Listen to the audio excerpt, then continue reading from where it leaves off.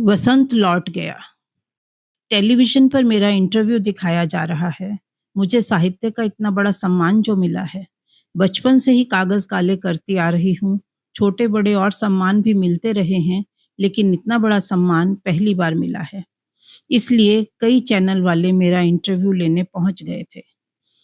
मैंने इस बारे में अपने घर में किसी को कुछ नहीं बताया, बताना भी किसे था। आज तक कभी किसी ने मेरी इस प्रतिभा को सराहा ही नहीं। घर की मुर्गी दाल बराबर, न पति को, न बच्चों को, न मायके में और न ससुराल ही में किसी को भी आज तक मेरे लेखिका होने से कोई मतलब रहा है। मैं एक अच्छी बेटी, अच्छी बहन, अच्छी पत्नी, अच्छी माँ बनूं, यह आशा तो मुझसे सभी ने की, लेकिन मैं एक अच्छी लेखिका भी बनूं, मान सम्मान पाऊं, ऐसी कोई चाह किसी अपने को नहीं रही। मैं अपनों की उम्मीद पर पता नहीं खरी उतरी या नहीं, लेकिन आलोचकों और पाठकों की उम्मीद पर पूरी तरह से खरी उतरी। तभी तो आज मैं साहित्य के इस शिखर पर पहुंची हूँ। इंटरव्यू लेने वाले भी कैसे-कैसे प्रश्न पूछते हैं। शायद अनजाने में हम लेखक ही कुछ ऐसा लिख जाते हैं जो पाठकों को हमारे अंतर्मन का पता दे देता है। जबकि लेखकों को लगता है कि वे मात्र दूसरों के जीवन को, उनकी समस्याओं को, उनके परिवेश को ही कागज पर उतारते हैं। रिपोर्टर ने बड़े ही सहज ढंग से एक सवाल मेरी तरफ उछाला था। वैसे तो जीवन में कभी किसी को रीटेक का मौका नहीं मिलता, फिर भी यदि कभी आपको जीवन की एक भूल सुधारने का अवसर दिया जाए, तो आप क्या करेंगी? क्या आप अपनी कोई भूल सुधारना चाहेंगी?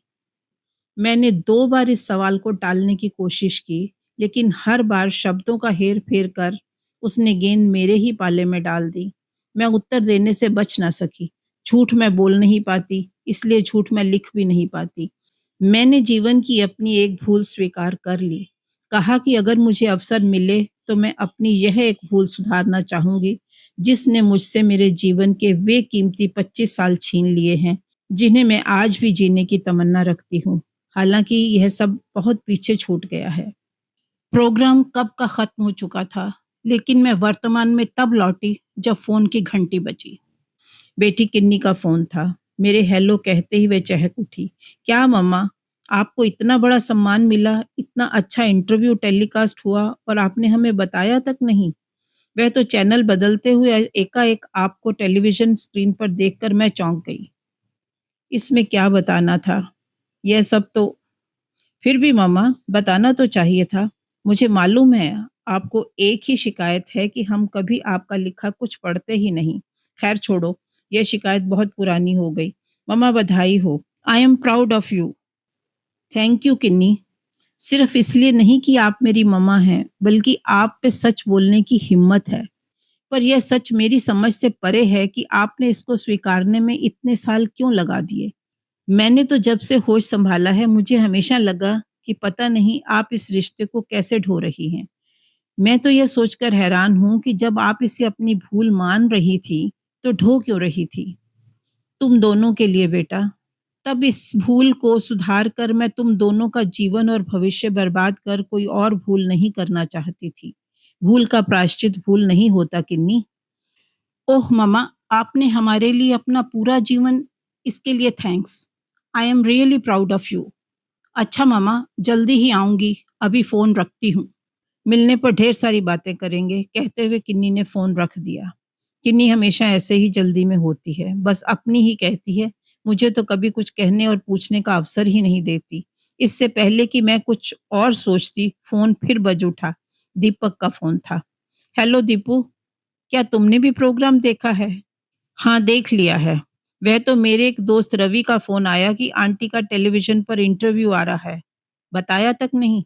मैं उसे क्या बताता? पहले मुझे तो कोई कुछ बताए। दीपक नाराज़ हो रहा था। वह तो बेटा तुम लोग सब इसमें कभी रुचि नहीं लेते तो सोचा क्या बताना है? मैंने सफाई देते हुए कहा। मम्मा यह तो आपको पता है कि हम रुचि नहीं लेते, लेकिन आपने कभी यह सोचा है कि हम रुचि क्यों नहीं लेते? क्या यही सब सुनने और बेइज्जत होने के लिए हम रुचि लें? क्या हुआ बेटा? इस इंटरव्यू का आखिर मतलब क्या है? क्या हम सब की सोसाइटी में नाक कटवाने के लिए आप यह सब आज तो इंटरव्यू देखा है, किताबों में पता नहीं आप क्या-क्या लिखती रहती हैं। पता है ना कि हम आपका लिखा कुछ पढ़ते नहीं। बेटा तुम ही नहीं पढ़ते, मैंने तो कभी किसी को पढ़ने के लिए रोका नहीं।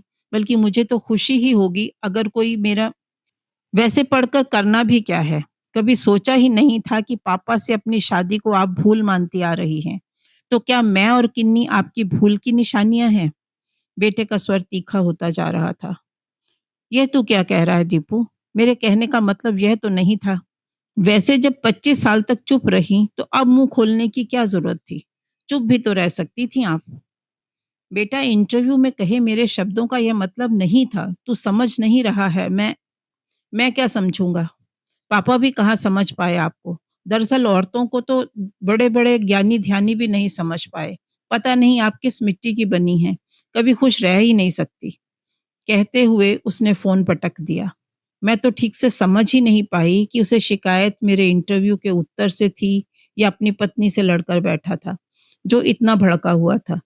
ये इतनी जल्लीकटी सुनाकर भड़क रहा है, दूसरी तरफ बेटी है जो गर्व महसूस कर रही है। औरत को खाने कपड़े के अलावा भी जीवन में बहुत कुछ चाहिए होता है। यह बात जब पिछले 25 साल में मैं इसके पापा को नहीं समझा पाई, तो भला इसे क्या समझा पाऊँगी? बहुत सहा है इन 25 सालों में। आज पहली बार मुँह खोला तो परिवार में तूफ़ान के आसार बन गए। कैसे समझाऊँ अपने बेटे को कि मेरे कहने का तात्पर्य मात्र इतना है कि यदि कभी पता होता कि शादीशुदा जीवन में इतनी घुटन, इतनी सीलन, इतना अकेलापन, इतने समझौते हैं, तो मैं शादी ही नहीं करती। मैं तो उस पल में वापस जाना चाहती हूँ जब इंद्रजीत को दिखाकर मेरे मम्मी-पापा ने शादी के लिए मेरी राय पूछी और मैंने इनकी शिक्षा, इनका रूप देखकर शादी के लिए हाँ कर दी थी। तब मुझे क्या पता था कि साल में 8 महीने घर से दूर रहने वाला यह व्यक्ति अपने परिवार के लिए मेहमान बनकर रह जाएगा। इसका सूटकेस हमेशा पैक ही रहेगा। ना जाने कब एक फ़ोन आएगा और यह फिर काम पर निकल जाएगा। बच्चों का क्या है? बचपन में कीमती तोहफ़ों से बहलते हैं। बड़े हुए तो पढ़ाई और करियर की दौड़ में दौड़ते हुए मित्रों के साथ मस्त हो गए और शादी के बाद अपने घर परिवार में रम गए। माँ और बाप दोनों की जिम्मेदारियां उठाती हुई घर की चार दीवारी में मैं कितनी अकेली हो गई हूँ। इस और किसी का कभी ध्यान ही नहीं गया। जब मुझे जीवन अकेले अपने दम पर ही जीना था और कलम को ही अपने अकेलेपन का साथी बनाना था, तो इस शादी का मतलब ही क्या रह जाता है। बेटे के गुस्से को देखकर तो मुझे इंद्रजीत की तरफ से और भी डर लगने लगा। अगर उन्होंने भी यह इंटरव्यू देखा होगा तो क्या होगा? पता नहीं क्या कहेंगे? मैं जब इतने वर्षों में अपनी परेशानी कभी उन्हें नहीं कह पाई तो अब अपनी सफाई में क्या कह पाऊँगी?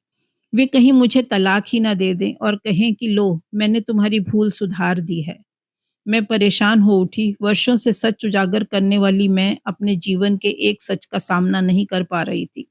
आंसुओं से मेरा चेहरा भीग गया। पहली बार मुझे सच बोलने पर खेद हो रहा था। मेरा मन मुझे धिक्कार रहा था। बेटा ठीक ही तो कह रहा था कि अब इस उम्र में मुझे मुँह खोलने की क्या ज़रूरत थी। काश इंटरव्यू देते समय मैंने यह सब सोच लिया होता। ये मीडिया वाले भी कैसे हैं, मौका पाते ही सामने वाले को नंगा करके रख देते हैं। अचानक फ़ोन की घंटी बज उठी। इंद्रजीत का फ़ोन था। मैंने काँपते हाथों से फ़ोन उठाया। मेरे रुंधे गले से आवाज़ ही नहीं निकल रही थी। मुझे लगा अभी उधर से आवाज़ आएगी, तलाक, तलाक। सुभी, हेलो सुभी, वे मुझे पुकार रहे थे। हेलो, मैं चाहकर भी कुछ और आगे नहीं बोल पाई। अरे सुभी, मैंने तो सोचा था खुशी से चहकती हुई फ़ोन उठाओगी। तुम तो शायद रो रही हो। क्या हुआ? सब ठीक तो है ना? उनके स्वर में घबराहट थी। मैंने पहली बार उन्हें अपने लिए परेशान पाया था। अरे भाई, इतना बड़ा सम्मान मिला है, तुम्हें बताना तो चाहिए था। खैर, मैं परसों दोपहर पहुंच रहा हूँ, फिर सेलिब्रेट करेंगे तुम्हारे इस सम्मान को। पति का यह रूप मैंने 25 साल में पहली बार देखा था। आज अचानक यह परिवर्तन कैसा? मैं भय से कांप उठी, कहीं यह किसी तूफान की सूचना तो नहीं? क्या आपने टेलीविजन पर मेरा इंटरव्यू देखा है? मैंने घबराते हुए पूछा। मुझे लगा शायद उन्हें किसी से मुझे मिले सम्मान की बात पता लगी है। देखा है सुबी, उसे देखकर ही तो सब पता लगा है, वरना तुम कहाँ कुछ बताती हो। क्या आपने इंटरव्यू पूरा देखा है? मेरी शंका अभी भी अपनी जगह खड़ी थी। पति में आए इस परिवर्तन को मैं पचा नहीं पा रही थी। पूरा देखा ही नहीं, रिकॉर्ड भी कर लिया है। रिकॉर्डिंग भी साथ लेकर आ रहा हूँ। फिर भी आप नाराज नहीं? नाराज तो मैं अपने आप से हो रहा हूँ। मैंने अनजाने में तुम्हें कितनी तकलीफ पहुंचाई है। तुम इतनी बड़ी लेखिका हो जिसका सम्मान पूरा देश कर रहा है। उसे मेरे कारण अपनी शादी एक भूल लग रही है। काश मैं तुम्हारी लिखी किताबें पढ़ता, तो यह सब मुझे बहुत पहले पता लग गया होता। खैर, अभी भी कुछ नहीं बिगड़ा। शेष जीवन प्रायश्चित के लिए बहुत है। इंद्रजीत हंसने लगे। मैं क्षमा चाहती हूँ। क्षमा तो मुझे मांगनी चाहिए पगली, लेकिन मैं मात्र क्षमा मांगकर इस भूल का प्रायश्चित नहीं करना चाहता, बल्कि तुम्हारे पास आ रहा हूँ तुम्हारे हिस्से की खुशियां लौटाने। वास्तव में यह तुम्हारी भूल नहीं, मेरे जीवन की भूल थी, जो मैंने अपनी गुदड़ी में पड़े हीरे को नहीं पहचाना। मेरे आंसू खुशी के आंसुओं में बदल चुके थे। मुझे इंद्रजीत का बेसब्री से इंतजार था। उनके कहे शब्द मेरे लिए किसी भी सम्मान से बड़े थे। मैं वर्षों से इसी प्यार के लिए तो तरस रही थी। जैसे तेज बारिश और तूफान अपने साथ सब गंदगी बहा ले जाए और निखरा निखरा सा खिला खिला सा प्रकृति का कण कण दिलो दिमाग को अजीब सी ताजगी में भर दे, कुछ ऐसा ही मैं महसूस कर रही थी। खुशियों के झूले में झूलते हुए न मालूम कब आंख लग गई। सपने भी बड़े ही मोहक आए। अपने पति की बाहों में बाहें डाले मैं फूलों की वादियों में, झरनों, पहाड़ों में घूम रही थी। सुबह दरवाजे की घंटी से नींद खुली। सूरज सिर पर चढ़ाया था। संगीता काम पर आ गई होगी, यह सोचकर मैंने जल्दी से जाकर दरवाजा खोला तो सामने किन्नी खड़ी थी। मुझे देखते ही मुझसे लिपट गई। मैं वर्षों से अपनी सफलता पर किसी अपने की ऐसी ही प्रतिक्रिया, ऐसे ही स्वागत की इच्छुक थी। मैं भी उसे कसकर बाहों में समेटे हुए ड्राइंग रूम तक ले आई। मन अंदर तक भीग गया। मामा, मुझे हमेशा लगता था कि आप मुझे नहीं समझेंगी, लेकिन कल टीवी पर आपका इंटरव्यू देखकर लगा मैं गलत थी। किन्नी मेरी बाहों से अपनी को अलग करती हुई बोली। क्या नहीं समझूंगी? क्या कह रही है? मैं वास्तव में कुछ भी नहीं समझी थी। मामा, मैंने तय कर लिया है कि मैं कार्तिक के साथ अब और नहीं रह सकती। किन्नी एक ही सांस में बोल गई। क्या? क्या कह रही है तू? किन्नी, यह कैसा मजाक है? मैंने उसे डांटते हुए कहा। मैं मजाक नहीं कर रही, यह सच है। यह कोई जरूरी तो नहीं कि मैं भी अपनी भूल स्वीकार करने में 25 साल लगा दूं। लेकिन कार्तिक के साथ शादी करने का फैसला तो तुम्हारा ही था। तभी तो इसे मैं अपनी भूल कह रही हूँ। फैसले गलत भी तो हो जाया करते हैं। यह बात आपसे ज्यादा और कौन समझ सकेगा? बेटा, मैंने कहा था कि मैं शादी ही करने की भूल नहीं करती, ना कि तुम्हारे पिता से शादी करने की भूल नहीं करती। तुम गलत समझ रही हो। दोनों में बहुत फर्क है। आप अपनी बात को शब्दों में कैसे भी घुमा लो, मतलब वही है कि मैं कार्तिक के साथ और नहीं रह सकती। बस मैंने फैसला कर लिया। कहते हुए उसने अपने दोनों हाथ कुछ इस तरह से सोफे की सीट पर फेरे, मानो अपनी शादी की लिखी इबारत को मिटा रही हो। मैं हैरान सी उसका चेहरा देख रही थी। ठीक इसी तरह 2 वर्ष पहले उसने कार्तिक के साथ शादी करने का अपना फैसला हमें सुनाया था। कार्तिक पढ़ा लिखा, अच्छे संस्कारों वाला कामयाब लड़का है, इसलिए हमें भी हाँ करने में कोई ज्यादा सोचना नहीं पड़ा। वैसे भी आज के दौर में माता-पिता को अपने बच्चों की शादी में अपनी राय देने का अधिकार ही कहाँ है। हमारी पीढ़ी से चला वक्त बच्चों की पीढ़ी तक पहुँचते-पहुँचते कुछ ऐसी ही करवट ले चुका है। लेकिन अब क्या करूँ? क्या आज भी किन्नी की हाँ में हाँ मिलाने के अलावा मेरे पास कोई रास्ता नहीं है? एक दूसरे को समझने के लिए तो पूरा जीवन भी कम पड़ जाता है। 2 वर्षों की शादीशुदा जिंदगी होती ही कितनी है? बहुत पूछने पर भी किन्नी ने अपने इस फैसले का कोई ठोस कारण नहीं बताया। उसका कहना था, मैं नहीं समझ पाऊंगी। मैं तो लोगों के भीतर छिपे दर्द को महसूस कर लेती हूँ। उसके बताने पर भी कुछ नहीं समझ पाऊंगी, ऐसा उसका मानना है। मैं जानती हूँ आज की पीढ़ी के पास रिश्तों को जोड़ने, निभाने और तोड़ने की कोई ठोस वजह होती ही नहीं। फिर भी इतने बड़े फैसले के पीछे कोई बड़ा कारण तो होना ही चाहिए। एक दिन मैं उसके बिना नहीं रह सकती थी, तो शादी का फैसला कर लिया। अब वह उसके साथ नहीं रह सकती, तो तलाक का फैसला ले लिया। जीवन कोई गुड्डे-गुड़ियों का खेल है क्या? लेकिन मैं उसे कुछ भी ना समझा पाई, क्योंकि वह कुछ सुनने को तैयार ही नहीं थी। अपनी तथा परिवार की नज़रों में भी मैं इसके लिए कसूरवार थी। इंद्रजीत को भी किन्नी के फैसले का पता लग गया था। अगले दिन लौटने वाले वे अगले महीने भी नहीं लौटे थे। कोई नया प्रोजेक्ट शुरू कर दिया था। दीपक उस दिन से नाराज है। अब उसे कौन समझाएगा? किन्नी का यह फैसला मेरी खुशियों पर तुषारपात कर गया। यह नया दर्द, यह उपेक्षा, यह साहिल पर उठा तूफान फिर किसी कालजयी रचना का माहौल बना रहा है। सभी खिड़कियां दरवाजे बंद कर मैंने कलम उठा ली है।